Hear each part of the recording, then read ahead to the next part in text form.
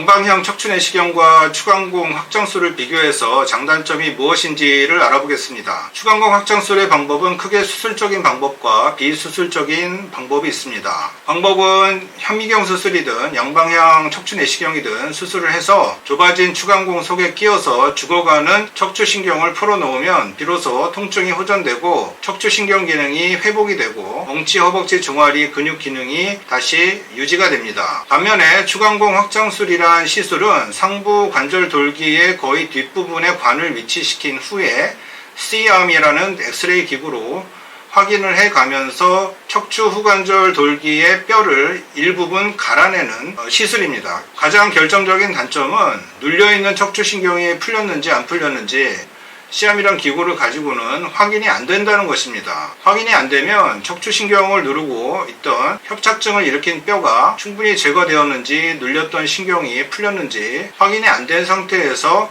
진통제가 섞인 주사약을 넣고 끝나게 됩니다. 그렇기 때문에 추간공 확장술을 받고도 계속 아프거나 더 아파진 분들을 외래 진료 시에 종종 보게 됩니다. 이분도 추간공 확장술 후에 한 달에 한 번씩 신경 주사를 받았다고 했는데 전혀 좋아지지 않아서 결국 양방향 척추내시경으로 치료를 해서 완치한 분입니다. 실제로 추간공은 별로 좁아지지 않았었고 시술 전후의 차이는 거의 없고 척추신경을 상하게 했던 병변은 척추신경관의 가운데 부위와 추간공이 시작되는 입구 부위였습니다. 그래서 이쪽 병변 부위를 척추내시경으로 가운데로 접근해서 두꺼워진 인대와 커진 척추 후관절 밑에서 눌리고 있던 척추신경을 완전히 풀어주었기 때문에 완치된 분이었습니다. 저희 개인적인 생각으로는 추간공 확장술은 효과면에선 풍선신경 성형술과 다를 바 없는 시술이라고 생각합니다. 왜냐하면 중증 척추관 협착증, 특히 여러 마디에서 척추신경이 눌리고 있는 경우에는 효과가 있는 경우는 못 봤기 때문입니다. 오히려 악화되는 경우도 종종 봤습니다. 오늘은 양방향 척추내시경과 추간공 확장술에 대해서 비교를 해보았습니다. 어떤 치료 방법이든 각자 환자마다 병변이 매우 다양하고 병의 중증도도 제각각이기 때문에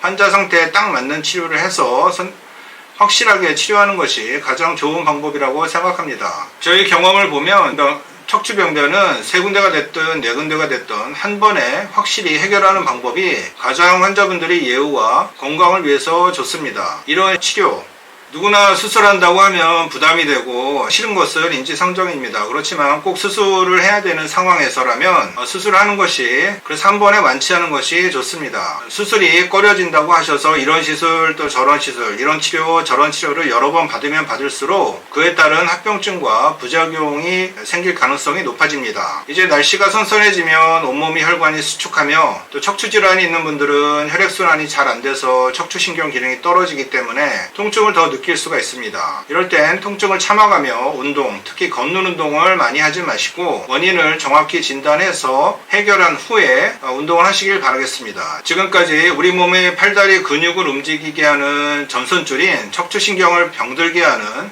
척추관 협착증과 척추 디스크 탈출증을 치료하는 신경외과 의사 디스닥터 김영우였습니다. 감사합니다.